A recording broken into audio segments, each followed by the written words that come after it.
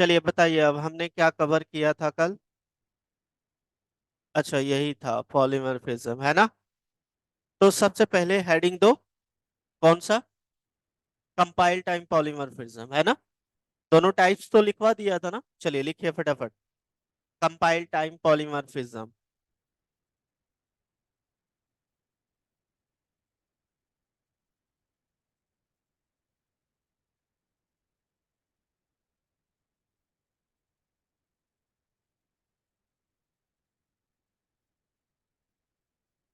काजल, आप घर से भी लगाते हो क्लास तो वही लेट ही लगाओगे आप।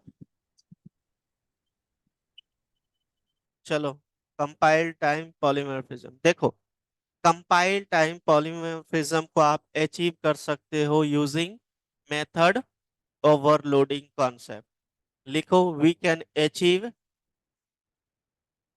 इसका इंटरव्यू रिलेटेड भी बाद में करवाऊंगा, पहले इस चीज को समझो, ठीक है ना? We can achieve compile time polymorphism, compile time polymorphism by using method overloading concept, है ना? By using method overloading concept. ठीक है।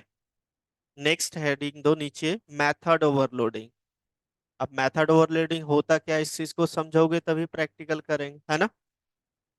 तो देखो, मेथड ओवरलोडिंग, मेथड क्या होता है ऑलरेडी हमने डिस्कस किया था, है ना? क्या होता है मेथड?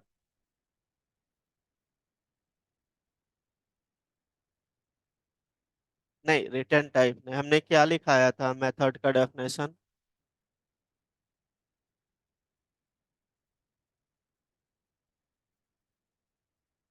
आप मेथड बोल सकते हो set of code which is use to perform a single task.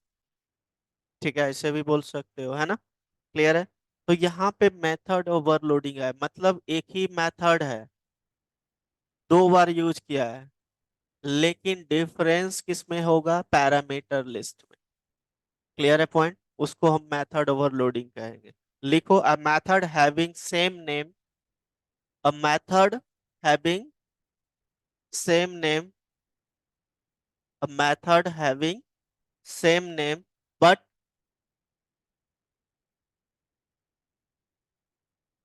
Different in, क्या लिखोगे?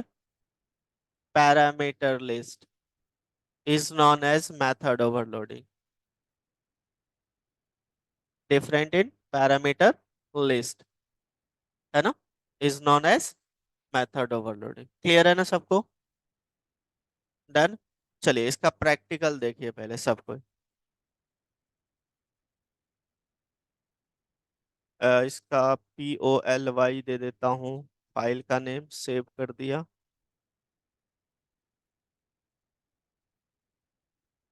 चलिए देखिए, हमने एक क्लास बनाया, क्लास का नेम दे दिया टेस्ट। यहाँ पे एक मेथड बना लेता हूँ, मेथड का नेम दे दिया ऐड। ठीक है ना? और यहाँ पे मैं दो नंबर को ऐड कर रहा हूँ, जैसे int A comma int B.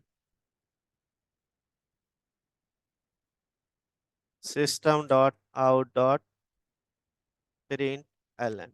अच्छा, एक चीज बताओ, यहाँ पे जो हमने आउट लिखा है ये क्या है इसके अंदर? बिल्कुल सही, ऑब्जेक्ट है वो, याद रखना। और ये किस क्लास का ऑब्जेक्ट है? सिस्टम क्लास का। ठीक है, ये चीजें याद रखना, पूछता है कभी। देन यहाँ पे मैं क्या करता हूँ, the sum is A plus B को सम करा दिया। ठीक है, देखो, तो ये एक मेथड है, और मेथड ओवरलोडिंग ऑलवेज आपका एक ही क्लास के अंदर होता है, याद रखिएगा, ठीक है? कॉपी। और यहाँ पे हमने कर दिया इंट सी। तो देखो, ये दो पैरामीटर है और इसमें तीन पैरामीटर है, अलग है ना? लेकिन मेथड का नेम देखो, ये भी सेम है, ये भी सेम। हो सकता था इसमें हम कोई भी पैरामीटर नहीं देते और इसमें पैरामीटर दे देते हैं। तो डिफरेंट किसमें, डिफरेंसेस किसमें दिख रहा है आपको? Only parameter list. डिफरेंस इसी में है ना? देखो यहाँ पे दो है, यहाँ पे तीन है, या यहाँ पे ब्लैंक होता है, इसमें तीन होता है। ठीक है, इसको क्या बोलते हैं हम लोग, क्या बोलते हैं इसको, ओवरलोडिंग कॉन्सेप्ट। ठीक है, चलिए मेन मेथड हम क्रिएट कर लिए, ऑब्जेक्ट बना लेते हैं, T1 equal to new test. Kajal क्या हो गया टाइम आपका,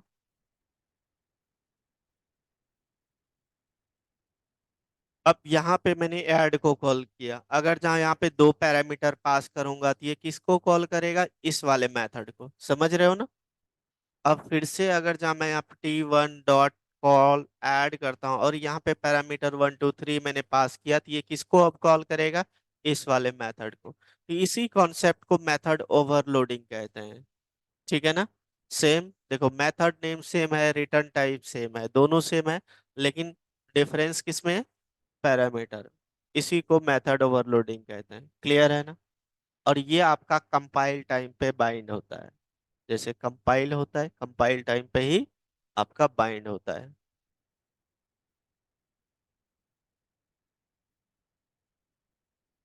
क्या हुआ, बताओ। डेस्कटॉप CD जावा 6 PM, जावा सी, देन आपका पॉली डॉट जावा टेस्ट। तो ये देखो, क्लास का नेम क्या था हमारा, टेस्ट ही था क्या, टेस्ट है। तो एरर किस बात का आ रहा है,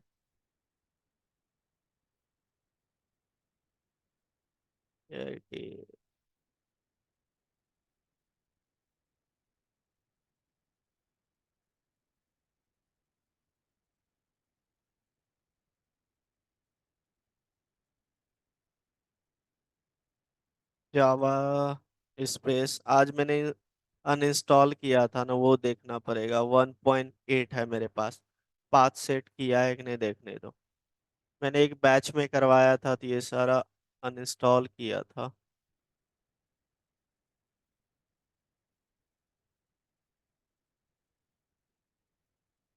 अच्छा, ये वाला है इसीलिए।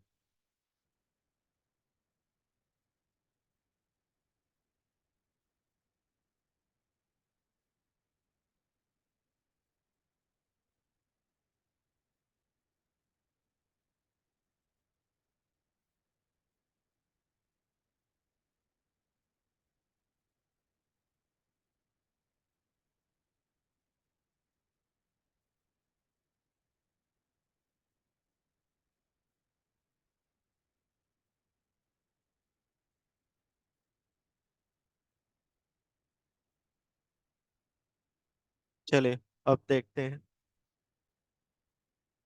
कौन सा वर्जन है, चेक कर लेता हूँ। 1.8, ठीक है। CD डेस्कटॉप पे मेरा फोल्डर है, CD जावा 6 PM, जावा सी, पॉली डॉट जावा मेरा फाइल का नेम है, कंपाइल्स फाइन, क्लास का नेम है टेस्ट। देखो चल गया, क्लियर है पॉइंट। तो देखो ये आपका रिजल्ट आ रहा है दोनों, ठीक है ना। इसी कॉन्सेप्ट को मेथड ओवरलोडिंग कहते हैं, नोट कर लीजिए इसको। अब ये कंपाइल टाइम रन टाइम पे कैसे बाइंड होता है, ये इंटरव्यू में करवा दूंगा, इंटरव्यू रिलेटेड क्वेश्चन में, ठीक है ना। चलिए इसको कर लीजिए फटाफट।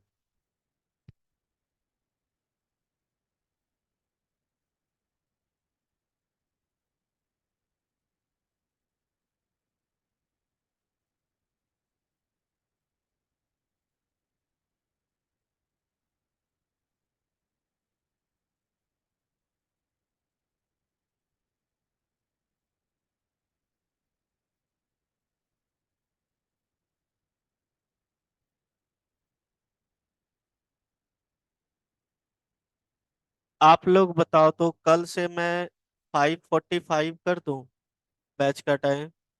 ऑनलाइन में किसी को प्रॉब्लम है क्या, कल अगर जहाँ कल से रेगुलर अगर जहाँ 5:45 कर दूं, नो सर। बैच रहता है उससे 5:45, ठीक है। किसी को प्रॉब्लम है तो बता दो ऑनलाइन में भी। किसी को कोई प्रॉब्लम नहीं है, क्योंकि थोड़ा सा टाइम बढ़ा देता हूँ, ठीक है ना? हाँ,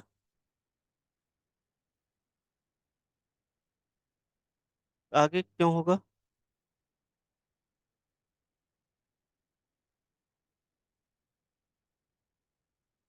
तो वो वाली बात बाद में देख लेना। लेकिन हाँ, वो देख लेना। कोई किसी को प्रॉब्लम नहीं है। तो कल से टाइम 5:45 रहेगा, ठीक है ना? आ जाइएगा, क्लियर है? चलिए, डन। नोट कर लो इसको, फटाफट नोट करो।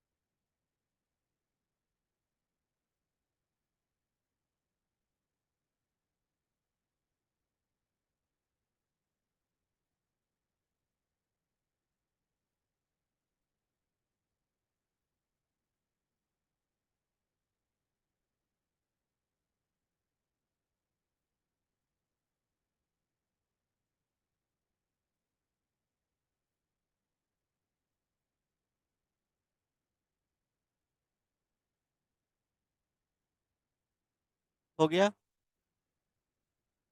दीपक डन हुआ?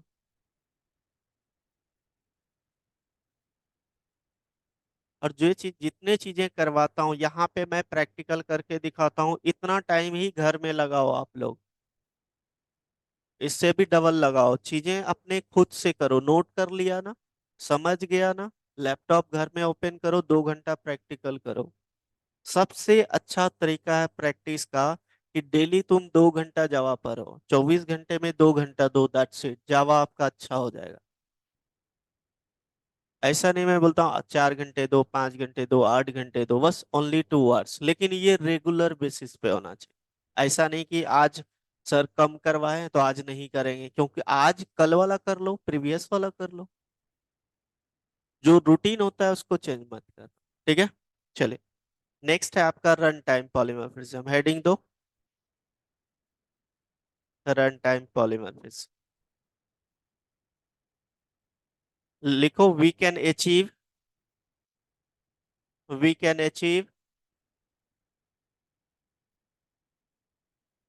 Run time polymorphism.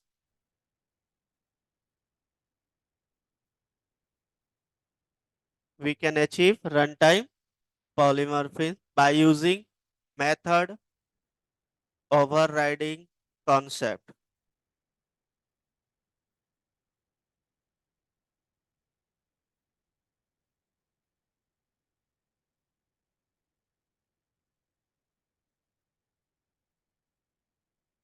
हेडिंग दो, मेथड ओवरराइडिंग।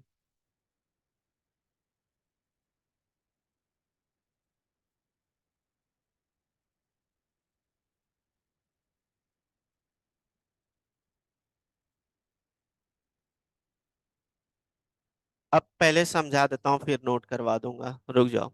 देखो, मेथड ओवरराइडिंग क्या होता है कि एक मेथड है जो चाइल्ड क्लास के अंदर हम डिक्लेयर कर रहे हैं, ठीक है? और मेथड ओवरराइडिंग सेम क्लास में परफॉर्म नहीं होता है, ऑलवेज याद रखना, ठीक है ना? तो जो हम चाइल्ड क्लास के अंदर मेथड डिक्लेयर कर रहे हैं ना, same method name, return type same, but implementation कुछ अलग हो, और same as it is method already parent class के अंदर डिक्लेयर हो, इस टाइप के मेथड को हम लोग मेथड ओवरराइडिंग कहते हैं, ठीक है ना? जो पेरेंट क्लास के अंदर है मेथड, जो हम चाइल्ड के अंदर डिक्लेयर किए हैं, वो ऑलरेडी पेरेंट के अंदर एग्जिस्ट कर रहा है मेथड, ठीक है? बट इम्प्लीमेंटेशन डिफरेंट है, ठीक है? दोनों अलग अलग इम्प्लीमेंटेशन है। क्लियर है पॉइंट? इस टाइप्स के मेथड को क्या बोलते हैं हम लोग? मेथड ओवरराइडिंग, ठीक है ना? क्लियर है? चलिए, तो इसको नोट कर लो थोड़ा। Method overriding. लिखो। अब method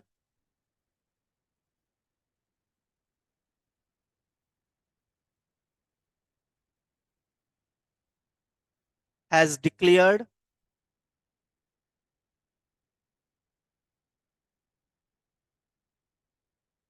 in the child class.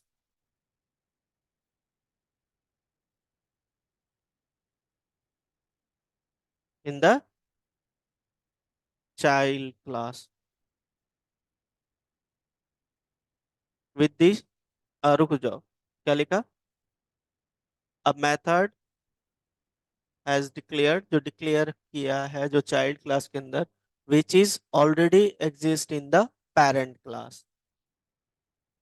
Which is already exist in the parent class. Clear है? सिंपल ऐसे बोल सकते हो, is called method overriding. Second लिखो।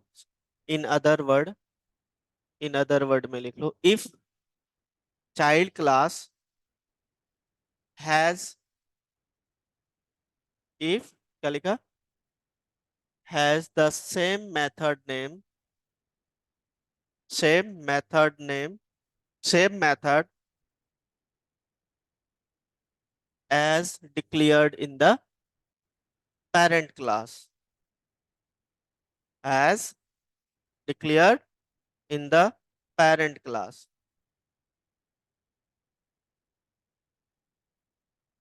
but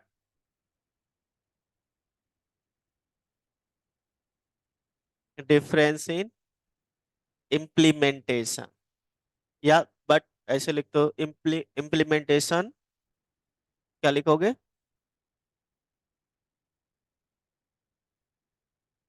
should be different, है ना? ऐसे बस ये लिख लो, but implementation should be different। Clear है पॉइंट? इम्प्लीमेंटेशन अलग होना चाहिए, बस ऐसे पॉइंट लिख लो। कोई डाउट? क्लियर है पॉइंट? डिफरेंट, डिफरेंट दोनों अलग अलग मतलब होनी चाहिए। अब देखो, ध्यान दो यहाँ पे, छोटा सा एग्जांपल देता हूँ। रियल, काजल, अभी मैंने क्या करवाया क्या?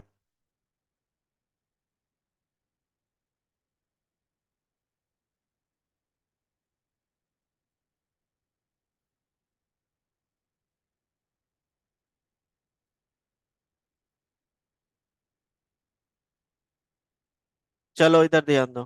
देखो, अब छोटा सा रियल लाइफ एग्जांपल दे रहा हूँ, याद रखने के लिए है, कुछ ऐसा कुछ नहीं है कि रटना है। देखो, ध्यान देना।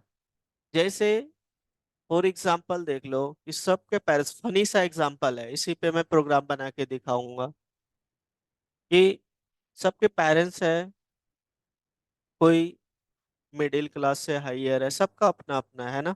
सब कोई क्या चाहते हैं, सर सबके पेरेंट्स क्या चाहते हैं? मेरे बच्चे अच्छे सेटल हो जाए, अच्छी जगह पे सेटल हो जाए, करियर सेट हो जाए, यही चाहते हैं ना। अदर अदर स्टेट से आए हो, है ना। तो पेरेंट्स का क्या रिस्पॉन्सिबिलिटी? पेरेंट्स का रिस्पॉन्सिबिलिटी क्या था? बच्चे को अच्छा शिक्षा देना, सेटल करवाना, ठीक है ना। ये चीजें रिस्पॉन्सिबिलिटी। सेकंड रिस्पॉन्सिबिलिटी क्या है? जब आप सेटल हो जाते हो तो आपके मैरिज वरेज करवाते हैं, है ना। थर्ड क्या होता है कि जितनी भी प्रॉपर्टीज होता है पेरेंट्स का बाय डिफॉल्ट आपको मिलता है। ये चीजें आपका फिक्स है ना। लेकिन बच्चे जब बाहर रहते हैं तो क्या करते हैं कि अपने पसंद से मैरिज कर लेते हैं, है ना। कि जो हमारा पेरेंट्स का रिस्पॉन्सिबिलिटी था, पेरेंट्स ही ढूंढ के करते हैं ना, पेरेंट्स ही करवाते हैं। तो पेरेंट्स का था कि हम करवा, मतलब सारा चीज रिस्पॉन्सिबिलिटी पेरेंट्स का था। लेकिन जब आप बाहर रहने लगते हो, जब आप सेट हो जाते हो, कहीं पे करियर सेट हो जाता है आपका, तो इन फ्यूचर सबका ऐसा होता है, मतलब सब केस में नहीं बोलता हूँ, एक जेन्युइन बात कर रहा हूँ, 10% 15% केस में, कि अपने पसंद से या अपने कलीग्स जहाँ जॉब करते हैं उसको, मतलब ये हो जाता है कि हम इसी से शादी करेंगे, ऐसा कुछ हो जाता है, ठीक है ना। तो होता क्या है कि आप क्या कर रहे हो कि आप शादी से मतलब ना नहीं बोल रहे हो। पेरेंट्स आपके लिए ढूंढ लिए हैं, आपको बोले कि अब आप सेटल हो गए हो, अब आप शादी कर लो, है ना, शादी करवा रहे हैं। लेकिन आप क्या बोल रहे हो कि मैं शादी अपने पसंद से करूं, तो यहाँ पे ओवर राइडिंग हो रहा है कि आप, मेथड वही है, मैरी मेथड है, शादी से इनकार नहीं कर रहे हो, आप क्या बोल रहे हो, इम्प्लीमेंटेशन अलग कर दो, मतलब जो मैं अपने पसंद से करूं, तो इम्प्लीमेंटेशन डिफरेंट हो गया। क्लियर है पॉइंट? तो ये मेथड ओवरराइडिंग का कॉन्सेप्ट हो गया। जो पेरेंट्स का था मेथड, पेरेंट्स की रिस्पॉन्सिबिलिटी था, पेरेंट्स अभी भी एग्री है, लेकिन आप क्या बोल रहे हो कि मैं शादी से इनकार नहीं कर रहा हूं लेकिन मैं अपने पसंद से करूंगा, तो ओवरराइड हो गया। तो इस कॉन्सेप्ट को क्या कहते हैं हम लोग, मेथड ओवरराइडिंग। सिंपल सा फनी सा है। ठीक है, चलिए मैं उसी पे बना के दिखाता हूँ, अभी देखना। देखो यहाँ पे, दीपक तुम बहुत इंटरेस्ट ले रहे हो, यहाँ पे देखो। देख रहे हो पढ़ाई कर लो फिर शादी करना। चलो देखो, जैसे मैंने यहाँ पे मेथड ले लिया, जैसे कि प्रॉपर्टी मेथड ले लिया, प्रॉपर्टी तो आपको बाय डिफॉल्ट मिलेगा, है ना। जैसे प्रॉपर्टी ले लिया, ठीक है। अब प्रॉपर्टी पहले समझना है, ये याद रखने वाली चीजें नहीं है। आगे जाके मैं इंटरव्यू रिलेटेड करवाऊंगा तो थोड़ा ज्यादा होगा, पहले इसको समझ लो। तो देखो, property in terms of cash हो सकता है, इन टर्म्स ऑफ लैंड हो सकता है, इन टर्म्स ऑफ ज्वेलरी हो सकता है ना। मतलब इस टाइप की प्रॉपर्टीज हो सकता है जो आपको मिलेगा। ठीक है। सेकंड, ये पेरेंट क्लास की रिस्पॉन्सिबिलिटी, मतलब पेरेंट्स की चीजें बाय डिफॉल्ट आपको मिलेगा, है ना। सेकंड है आपका मैरी मेथड, है ना। MERRY होता है, MAR, सही है ना। मैरी होता है। चलो देखो, इधर देख क्या।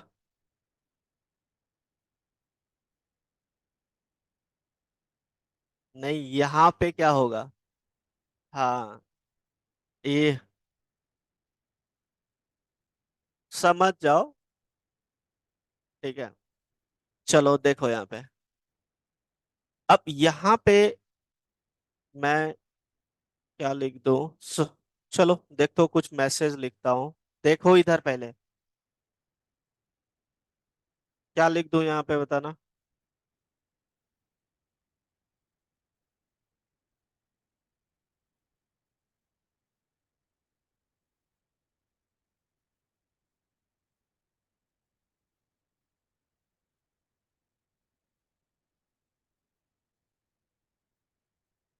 ऐसा कुछ लिख दिया, कुछ भी लिख सकते हो, ऐसा कुछ नहीं है। पेरेंट्स तो यही देखते हैं ना। चलो इधर देखो, बातें नहीं करना है। ठीक है, ये दो आपका मेथड है, क्लियर है ना। डन। अब इस क्लास को क्लोज कर दिया, सेकेंड क्लास बना लिया हमने, चाइल्ड। एक्सटेंस करोगे किसको, पेरेंट्स को ना। चलिए, ये वाली method same as it is आपका चाइल्ड क्लास के अंदर है, क्लियर है ना। देखो ये आपका डिट्टो मेथड सेम यहाँ पे है ना, बट इसका इम्प्लीमेंटेशन अलग हो जाएगा। ठीक है, चलिए।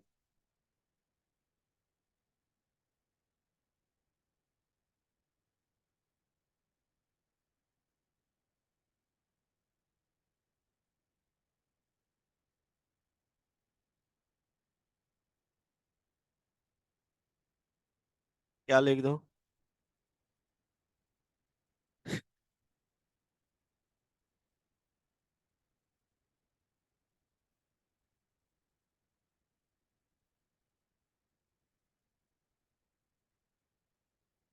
क्या लिखूं, क्या बोल रहे हो। नहीं, एक्सेप्शनल पीस ये क्या होता है। इज गुड इन जावा, देख रहे हैं? ऐसा थोड़ी होता है। मैं कुछ भी लिख देता हूँ।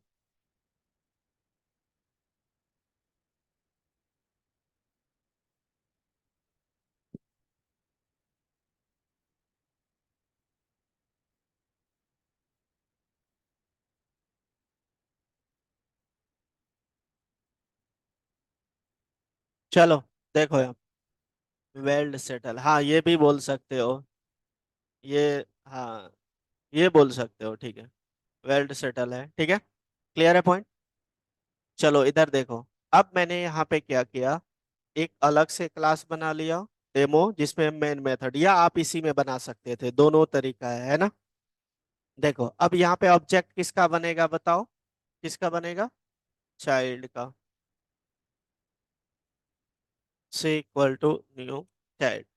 तो मुझे एक चीजें बताना आप लोग अभी यहाँ पे, कि मैं यहाँ पे कॉल कर रहा हूँ सी डॉट प्रॉपर्टी, तो ये वाली मेथड प्रॉपर्टी तो सबको चाहिए होगा। देन सेकंड, हमने यहाँ पे मैरी मेथड को कॉल किया, ठीक है ना। तो अब बताओ, ये वाली आउटपुट आएगा या ये वाली आउटपुट आएगा, क्योंकि मेथड ओवरराइडिंग का कॉन्सेप्ट क्या कहलाता है, कि ओवरराइड हो गया जो मेथड ऑलरेडी था पहले, उसमें जो भी इम्प्लीमेंटेशन था वो ओवरराइड हो गया है ना।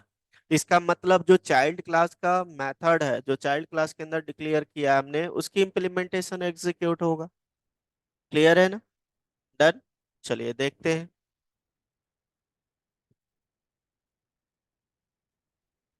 क्लास का नेम क्या था, डेमो, जिसमें हमने मेन मेथड रखा है। तो देखो यहाँ पे कैश आ गया, लैंड, ये आपकी प्रॉपर्टी जो भी था हमने दिया था। Second, I have also selected a girl who is well settled, ठीक है। तो ये देख लो, ये इम्प्लीमेंटेशन ये वाली नहीं चल रहा है, ये वाला सेकंड वाला चल रहा है। समझ गया ना। इस कॉन्सेप्ट को मेथड ओवरराइडिंग कहते हैं। आई होप क्लियर है, ठीक है ना। नोट कर लीजिए।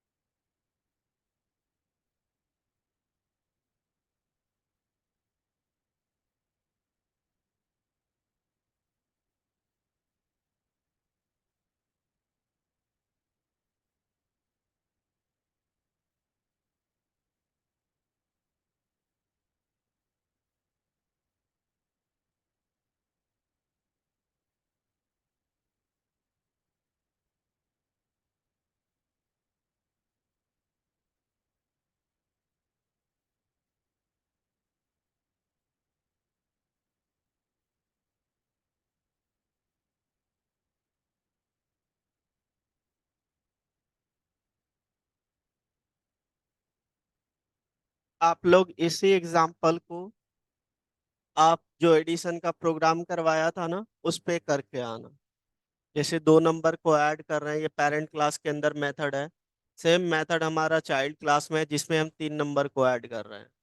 तो हमारा कौन सा मेथड कॉल होनी चाहिए, 3 नंबर, 3 पैरामीटर वाला, ठीक है ना। तो ये आप लोग करके आना। डन। चलिए, हो गया, नोट कर लिया। चलो नेक्स्ट हेडिंग दो, इनकैप्सुलेशन। इनकैप्सुलेशन। देखो इनकैप्सुलेशन क्या होता है बताओ। कि डेटा को इनकैप्सुलेट करना मतलब रैप करना, है ना, सिंगल यूनिट में बाइंड करना, ठीक है, उसको क्या बोलते हैं हम लोग, इनकैप्सुलेशन। और इनकैप्सुलेशन बेसिकली होता है डेटा को प्रोटेक्ट करने के लिए यूज किया जाता है। जैसे फॉर एग्जांपल हम लोग कभी बीमार उमार पड़ते हैं, फीवर होता है कुछ भी, तो इस केस में आपने देखा होगा डॉक्टर ना एक कैप्सूल या मेडिसिन देते हैं, कैप्सूल।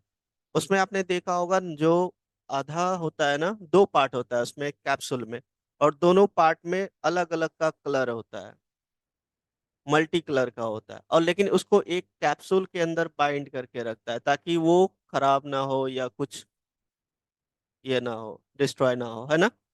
तो इस कॉन्सेप्ट को क्या बोलते हैं हम लोग, मैथ, इनकैप्सुलेशन, ठीक है ना। तो इनकैप्सुलेशन का काम क्या हुआ, डेटा को हाइड करना भी, डेटा हाइडिंग की कॉन्सेप्ट, क्लियर है ना पॉइंट। और एक सिंगल यूनिट में बाइंड करके रखना उसको हम लोग इनकैप्सुलेशन कहते हैं, ठीक है। तो लिखो इनकैप्सुलेशन, क्या लिखा, encapsulation is encapsulation is achieved through the encapsulation is achieved through the use of use of access modifiers, use of access modifiers and getter slash setter method, getter getter getter slash setter method, ठीक है, setter method, full stop। Next line में encapsulation is use to wrapping, encapsulation is used to wrapping up, wrapping up of of the data, of the data and क्या लिखोगे, and methods, है ना, data, data मतलब fields बोल सकते हो, है ना, and method into a single unit, is single into a single unit called class, किसको क्या बोलते हैं, इसको क्लास, है ना, into a single unit called class, full stop. It helps in hiding the implementation details of a class. It helps in it helps in hiding the implementation details of the class and only exposing the necessary, क्या लिखोगे,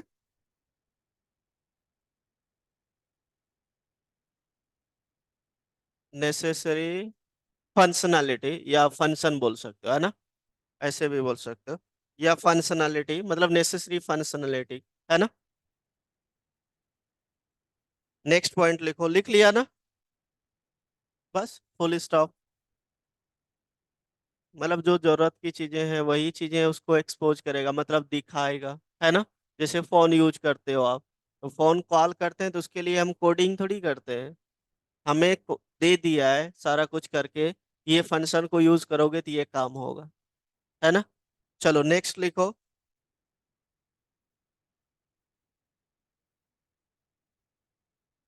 encapsulation in Java achieved bye,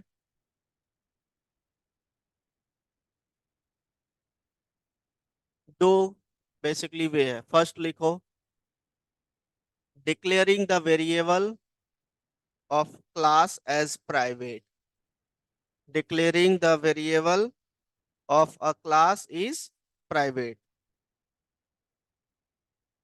Second,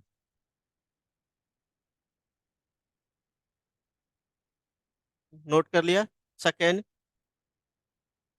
providing public setter and getter method, providing public setter and getter method to modify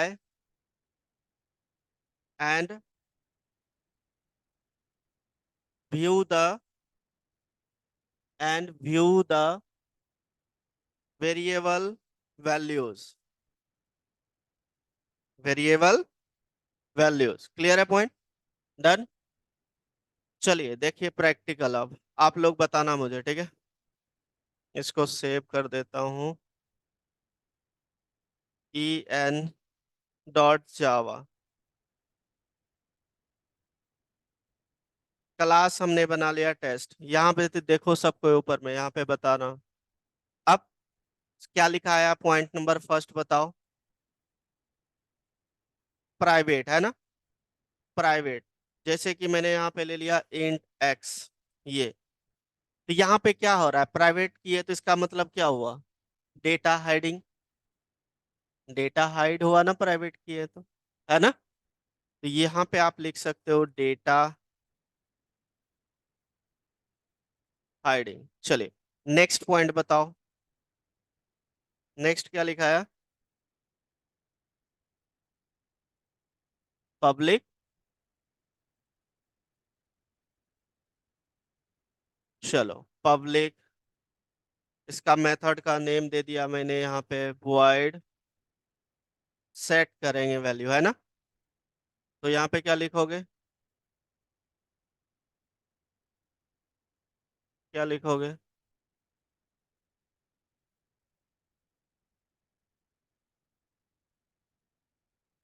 क्या set करेंगे यहाँ पे, है ना? तो set करेंगे किसकी वैल्यू, एक्स की वैल्यू। तो कैपिटल एक्स लिख लिया, ठीक है? ये पब्लिक क्यों लिखा हमने, इसका क्या रीजन है, काजल बताओ। पब्लिक क्यों लिखा मैंने यहाँ पे? नहीं पता? आप बताइए, आप बताइए, आप। हाँ हाँ, पब्लिक क्यों लिखा हमने यहाँ पे? हाँ, मॉडिफाई करने के लिए वैल्यूज को, है ना? वैल्यूज को मॉडिफाई करने की हमने यहाँ पे पब्लिक लिखा। इसमें वैल्यू हम देंगे, देखो पहले यहाँ पे, क्योंकि ये आपका जो वेरिएबल डिक्लेयर किया है ना हमने, ये आपका प्राइवेट है, प्राइवेट डेटा हाइड है। तो इसी को एक्सेस करोगे ना आप, विजिबल करोगे जो वेरिएबल है। अब वेरिएबल में जो वैल्यू आएगा ना, ये किसी को पता नहीं चलेगा, याद रखना, क्योंकि वो प्राइवेट है आपका, ठीक है ना? तो यहाँ पे क्या लिखोगे, एक्स इक्वल टू एक्स ही लिया है ना हमने, तो मैंने एक्स इक्वल टू एक्स ही लिख दिया, जो इसमें जाएगा, ठीक है? अब यहाँ तो सेट किया है, अब इसको गेट भी करोगे तभी डेटा गेट कर पाओगे, है ना? तो यहाँ पे क्या लिखोगे, पब्लिक इंट गेट एक्स, है ना? गेट करना है। और यहाँ पे क्या लिखोगे आप, रिटर्न करा दोगे क्या, किसको, एक्स को, है ना? यही करोगे ना?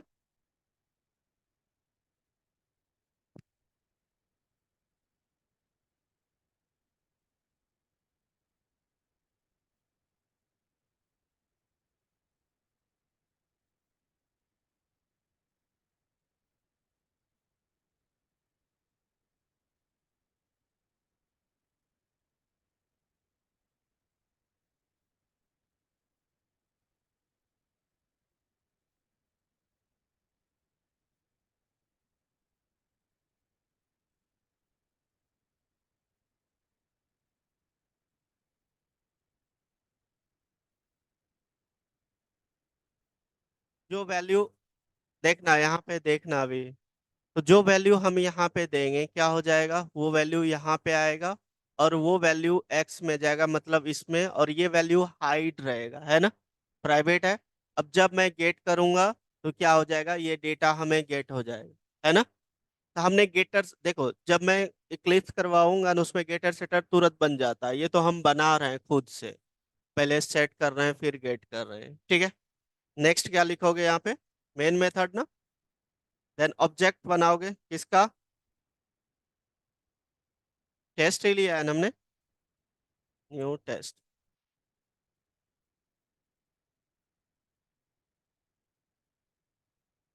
अब क्या करोगे? क्या करोगे? प्रभजोत, अमरजोत, बताओ क्या करेंगे? प्रिंट कैसे करोगे? वैल्यू पास करोगे ना। हाँ, ऑब्जेक्ट की मदद से हम सेट करेंगे वैल्यूज। तो T1 dot x equal to, जैसे हमने 10 दे दिया, यही है ना? क्लियर है ना? और यहाँ पे हम अगर जहाँ एक्स को प्रिंट करा देते हैं, देखो हम किसको प्रिंट कराएंगे? एक्स को प्रिंट कराते हैं। ठीक है। तो अब यहाँ यहाँ पे रिटर्न करवा रहे हैं और यहाँ पे प्रिंट करवा रहे हैं। ये एक्स की अभी गेट वाले मेथड को हमने यूज नहीं किया है, और ना ही सेट वाले मेथड को यूज किया है। तो आपको जब वैल्यू सेट करना है तो यहाँ पे क्या लिखोगे? Set x. क्या लिखोगे?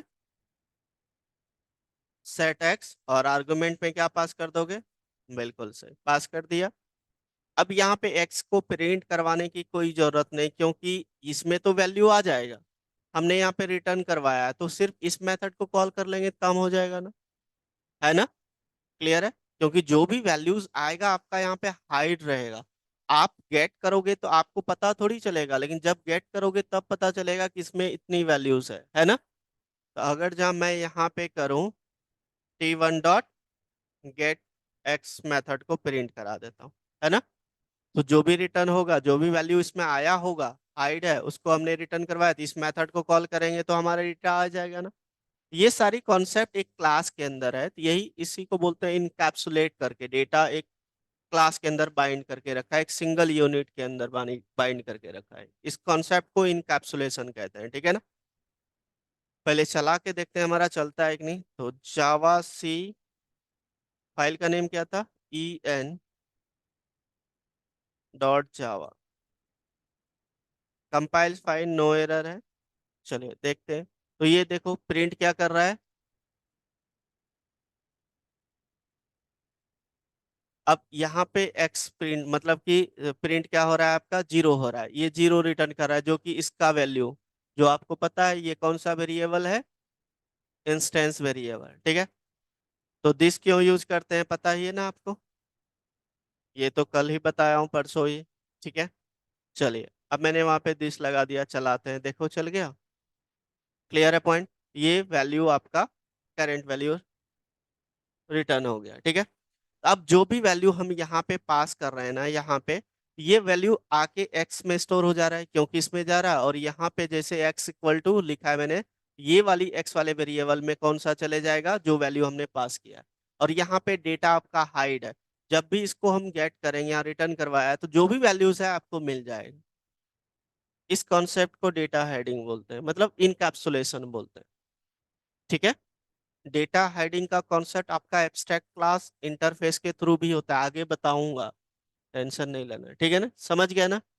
नोट कर लीजिए इसको।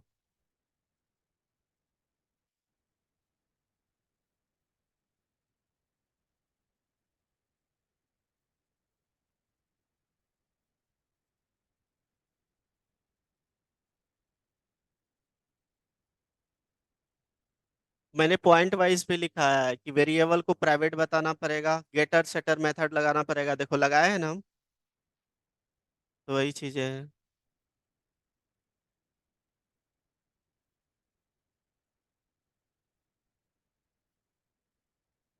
यहाँ पे कैपिटल कर देते हैं, जब गेटर सेटर यूज करते हैं ना, तो जो एक्स स्मॉल लिया है यहाँ कैपिटल कर देना।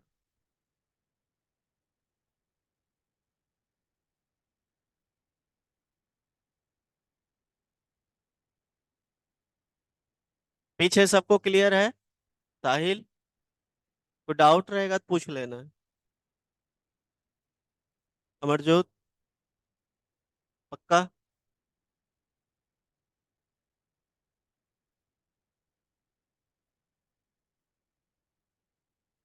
चीजें जब मैं आप लोग से भी पूछता हूँ बताया करो, पीछे का क्लियर रहेगा तभी बता पाओगे। ये मैं थर्ड करवाया हूँ।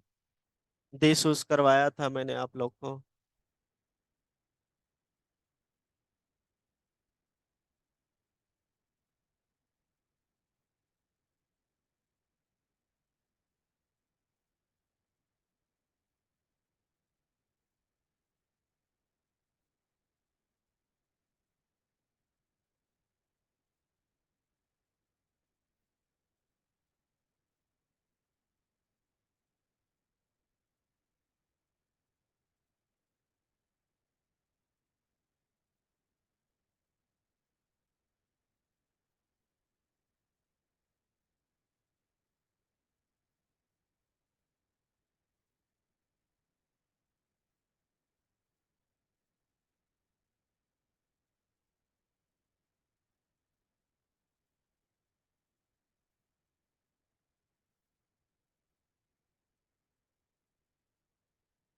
हो गया ना।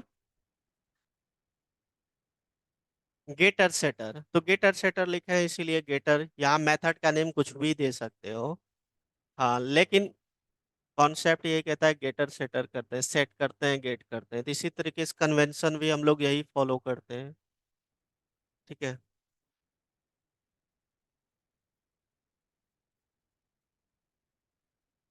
डन।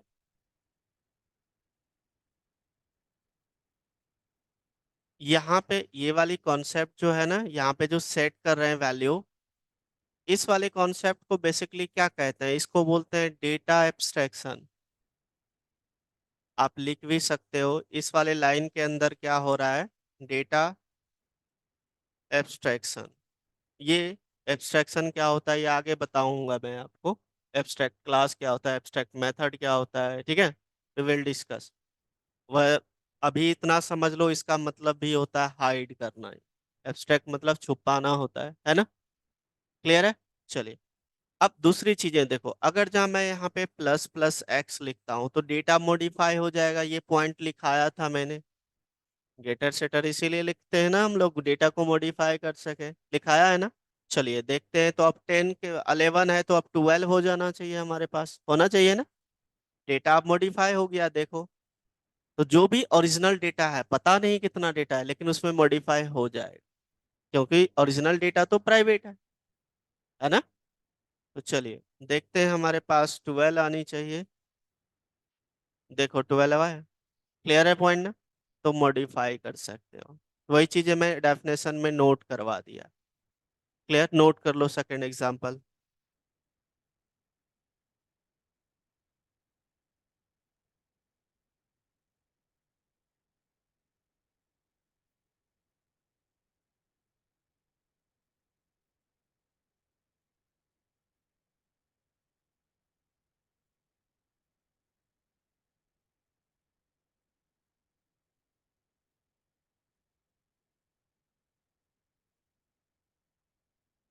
डन। हो गया ना। चलिए अब अगर जहाँ देखो, छोटा सा इसी को मॉडिफाई करते हैं, थोड़ा सा ध्यान दो। मैंने यहाँ पे एक्स लिखा, और यहाँ पे भी एक्स रिटर्न कर दिया, और यहाँ पे मैंने एक्स इक्वल टू 10 लिख दिया। ठीक है। एंड देन यहाँ पे प्रिंट करा दिया है ना, ऐसा कुछ लिखा हूँ। चलिए देखते हैं। देखो 10 आ रहा है आपका, तो मतलब कि ये वाली जो वैल्यू हम दे रहे हैं ये एज इट इज इसमें जा रहा है ना। तो सेट ये मतलब कि ये वाली वैल्यू कहाँ जा रहा है, इसमें जा रहा है, और एज इट इज आपका रिटर्न हो रहा है ना। और जब मैं यहाँ पे प्लस प्लस कर दूं, देखो प्लस प्लस कर दूं, आप फिर से चलाता हूँ, तो देखो 11 काम वही कर रहा है। अब मैंने यहाँ पे दिस हटा दिया है, क्योंकि हमने गेटर सेटर यूज किया ना, पहले वैल्यू आया, सेट हो गया, सेट हो गया तो इसकी वैल्यू इसमें चले गया। और ये वाला वेरिएबल जो है आपका, ये वाला देखो जैसे सेलेक्ट कर रहा हूँ ये दिख रहा है, ठीक है ना। और आप ऐसे डायरेक्ट पास कर सकते हो, एक जनरल बताया, ठीक है ना। आप ऐसे पास कर सकते हो, तो ये किस वाले वेरिएबल में वैल्यू चले जाएगा ये बताओ मुझे। इसमें आएगा, इसमें आएगा, या इसमें आएगा। किसमें आएगा,